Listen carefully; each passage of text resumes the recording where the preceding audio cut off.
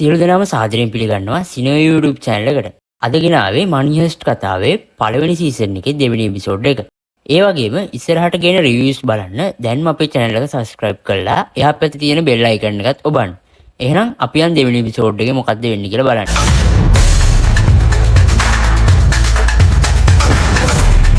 පළවෙනි එපිසෝඩ් එක ඉවර වෙන්නේ රියෝයි ටෝකියෝයි plan A ක්‍රියාත්මක කරන්න ගිහින් රියෝට වෙඩි වැදිලා ඇතුලේ ඉන්න කට්ටියත් ඇවිල්ලා රියෝව ආයෙත් ආරක්ෂිතව ඇතුලට ගන්න සීන් එකකි. දෙවෙනි එපිසෝඩ් එකේ පළවෙනි සීන් එක පටන් ගන්නෙම ගෑනු කෙනෙක් තමන්ගේ අම්මයි දුවයි සමග කාලගත කරන සීන් එකකි. මේ ඉන්න රැකල්ට කෝල් එකක් එනවා. කෝල් එකේ කියන්නේ මංකොල්ලයක් වෙලා ප්‍රාණාපකාරයොත් එක්කම කොල්ල කරුව සල්ලිත් එක්ක පැනලා යන්න හැදුවා. ඒත් උන්ට බැරි වුණා. අපේ නිලධාරීන් දෙන්නෙක්ට තුවාලයි. ඒක උනේ රොයල් මින්ට් එකේ. අපිට දැන්ම ඔයාව අවශ්‍යයි. පුළුවන් ඉක්මනට මෙතනට එන්න කියලා.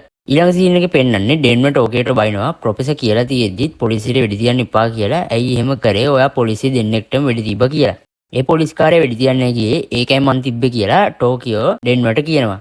මේ ගත වෙන්නේ ඔවුන් රොයල් මින්ට් එකට ඇවිත් ගතවන 8 වෙනි පැය. ඊට පස්සේ එතනට බර්ලින් එනවා. බර්ලින් ප්‍රොෆෙසර්ට කෝල් එකක් ගන්නවා. මෙයාලගේ දුරකථන සම්බන්ධතාවය ඉන්නේ සැටලයිට් එකක් කරා නෙමේ වයර් කනෙක්ෂන් එකක් කරා. මොකද සැටලයිට් හරහා සම්බන්ධ වුණොත් ඒ දුරකථන සංවාද පොලිසියට ට්‍රැක් කරලා හොයාගන්න පුළුවන් නිසා ප්‍රොෆෙසර්ට කෝල් එකක් කරන් බර්ලින් කියනවා පොලිසිය දෙන්නෙක්ට තුවාලයි රියෝ ගාවින් උණ්ඩයක් ගිය නිසා ටෝකියෝ එයාට වෙඩි තිබ්බා. මට පේන විදිහට ටෝකියෝ රියෝගේ අතර සම්බන්ධයක් තියෙනවා කියලා.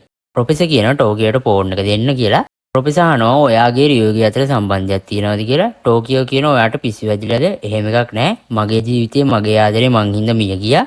ඔයා හිතනවද මම ළමෙක් එක්ක සම්බන්ධයක් ඇති කරගන්නයි කියලා? මම වෙඩි තිබ්බේ මගේ සහායකයව ආරක්ෂා කරගන්න කියලා එයා කියනවා. ටෝකියෝ මෙහෙම හිටියට අනිත් අයට වඩා සාපේක්ෂව වයසින් වැඩි. රැකල් මංකොල්ලේ වුණ රොයල් මින්ට් එක ළඟට එනවා. එයා එන්ජල්ගෙන් අහනවා මොකද්ද උනේ කියලා.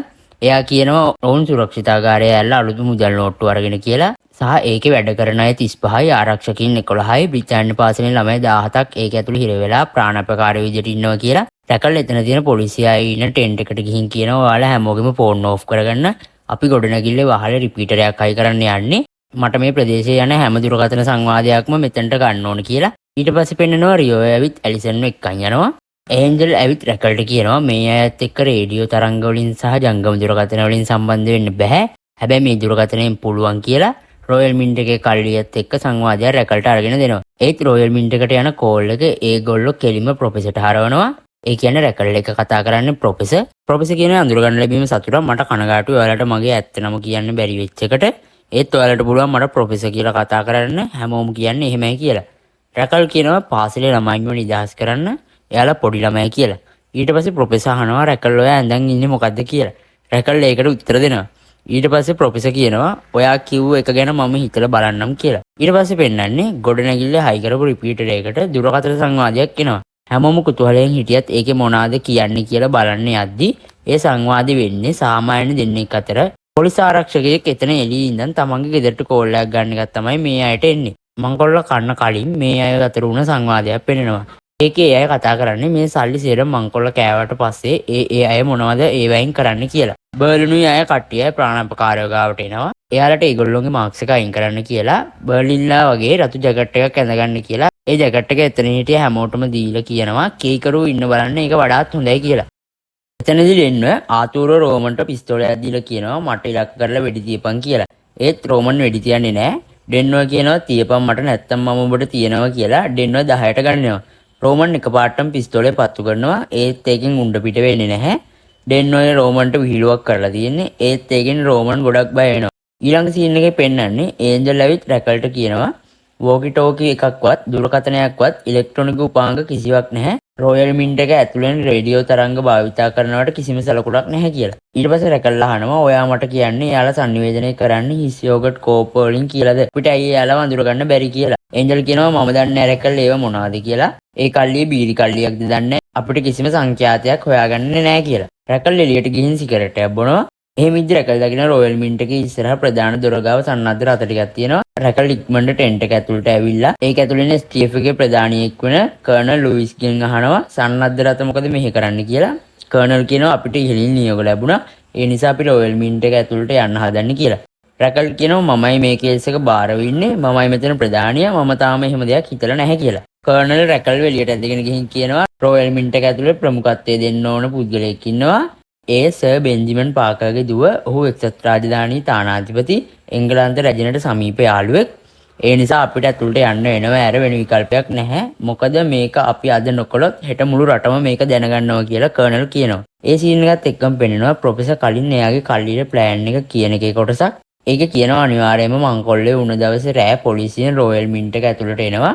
ඊළඟ දවසේ උදේ 4:15ට කලින් මොකද 6:30 වෙද්දී එළිය වැටෙනවා. ප්‍රොෆෙසර් කල්ලියට කියනවා එහෙම ඒ අය එන එක හොඳයි. ප්‍රොෆෙසර්ගේ ප්ලෑන් එක තාම නම් අපිට හිතාගන්න බෑ. අපි බලමු ඉස්සරහට මොකද වෙන්නේ කියලා. පොලිසිය ලොක්ක අන්න දුන්නා. පොලිසිය ආජ් සන්නද්ධව රොයල් මින්ට් එකට ඇතුල් වෙන්න හදන්නේ. ඒක ප්‍රොෆෙසර් CCTV වලින් දකිනවා. මොකද ප්‍රොෆෙසර් CCTV සිස්ටම් එක හැක් කරලා තියෙන්නේ. ඊට පස්සේ ප්‍රොෆෙසර් කෝල් කරලා බර්ලින්ට කියනවා ඔවුන් ඇතුල් වෙන්න හදන්නේ කියලා. ඊට පස්සේ බර්ලින් එයාගේ කල්ලියයි ප්‍රාණපකාරය අරගෙන රොයල් මින්ට් එකේ පිටිපස්සේ පැත්තට යනවා. මොකද පොලිසියෙන් පිටිපස්සෙන් සහ ඉස්සරහෙන් දෙකෙන්ම එනවා. පොලිසියෙන් පිටිපස්සෙන් ඇවිත් පිටිපස්සේ බිත්තියක් කිල් කරලා ඒ හිලෙන් කැමරා එක ඇතුළට දානවා. ඒත් එක්කම ප්‍රාණපකාරයන්ගේ ෆෝන් එකකින් කෝල් එකක් එනවා. ඒකෙන් කතා කරන්නේ ඇලිසන් පාකර්. එයා කියනවා මම ප්‍රාණපකාරයෙක්. මම එක්සත් රාජධානියේ තානාධිපතිවරයාගේ දුව. අපි මංකොල්ලකාරයෝ වගේ ඇඳගෙන ඉන්නේ. එයාලා අපිට තුවක්කු දුන්නා. අපිත් එයාලා වගේ මාක්ස් දැම්මා. ඇතුල් වෙන්න එපා දෙයියන්ගේ නාමෙට. එහෙම වුණොත් මේක ඇතුළේ ඉන්නේ අහිංසක මිනිස්සු අනතුරේ කියලා. ඒ එක්කම අර පොලිස් කාර්යය ඇතුළට දාපු කැමරා එකෙන් වදින වීඩියෝ පොලිසියෙන් සහ රැකල් බලනවා. ඒකෙන් පෙන්නනවා මංකොල්ලකාරයෝ ආයුධ සන්නද්ධව මැෂින් ගන්න එහෙම තියාගෙන ඉලක්ක කරගෙන ඉන්නවා. පොලිසියට කර කියාගන්න දෙයක් නැති වෙනවා. මොකද ප්‍රාණපකාරයොත් ඇඳගෙන ඉන්නේ මංකොල්ලකාරයෝගේ ඇඳුමමයි සහ හැමෝම මාක්ස් එක දාගෙන ඉන්නේ. ඒ නිසා කවුද මංකොල්ලකාරයෝ කවුද ප්‍රාණපකාරයෝ කියලා අඳුර ගන්න බෑ. රැකල් කියනවා මේ මෙහෙම දැම්ම නවත්තන්න කියන්න කියලා පොලිසිය ලොක්කට. ඊට පස්සේ එයා කියනවා පොලිසිය කට්ටියට මේ මෙහෙම නවත්තලා දැම්ම පහුබහින්න කියලා. ප්‍රොෆෙසර් හිතුවා වගේම එයාගේ ප්ලෑන් එක වැඩ කරා එතනදී. මේක තමයි ලස්සනම කොටස කියලා නයිරෝබි ප්‍රාණපකාරයන්ට කියාගෙන එනවා. අපි දැන් වැඩ කරන්නේ හදන්නේ කියලා. මම නම් කියන අය මාත් එක්ක එන්න කියලා නම් ටිකක් කියලා ඒ අය නයිරෝබි එක්කන් යනවා. ඊට පස්සේ අපිට පෙන්වන්න සල්ලි ආච්චු ගන්න මැෂින් වැඩ කරනවා. නයිරෝබි කියනවා මට මේ මැෂින් පැය 24ම වැඩ කරන්න ඕන. මොකද අපි නවතින හැම මොහොතකම අපිට මිලියනයක් නැති වෙනවා. ඉතින් අපි මේක නතර කරන්නේ නැහැ කියලා. රැකල් වැඩ කරලා ඉවරලා කොපි ෂොප් එකකට එනවා. ඇවිත් එයා කෝල් එකක් ගන්න හදනකොට ෆෝන් එකේ බැටරි නැතුව ෆෝන් එක ඕෆ් වෙනවා. එයා කොපි ෂොප් එකේ කෙනාගෙන් අහනවා චාර්ජර් එකක් තියෙද කියලා.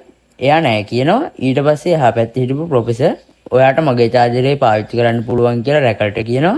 රැකල්ලේ ප්‍රොෆෙසර් කියලා කොහොමවත්ම දන්නේ නෑ. ඒ තමයි පළවෙනි වතාව ප්‍රොෆෙසර් රැකල්ලා හම්බුණා. එතනදී හැමෝටම කුතුහලයක් ඇති කරලා මේ එපිසෝඩ් එක මෙතනින් ඉවර වෙනවා. තුන්වෙනි එපිසෝඩ් එක නම් මීටත් වඩා සුපිරි වේවි. මේ අය ටාගට් කරගෙන ආවේ යූරෝ මිලියන 2.4 මංකොල්ල කන්න උනත් ඊට වඩා වැඩි ගාණක් මංකොල්ල කන්න පුළුවන් වෙයි කියලා තමයි මට නම් හිතෙන්නේ මගේ අදහස. එහෙනම් මම ආදට ගිහින් එන්නම්. ඊළඟට මේකේ තුන්වෙනි එපිසෝඩ් එකෙන් හම්බෙමු. අපේ YouTube channel එක subscribe කරලා නැත්නම් දැන්ම subscribe කරන්න. ඒ වගේම මේ හැපතේ තියෙන bell icon එකත් ඔබලා තියාගන්න. එතකොට අපි වීඩියෝ එකක් දාපු ගමන් ඔයාලට notification එක ළඟටම ගෙන්න ගන්න පුළුවන්. හැමෝටම සුබ දවසක්.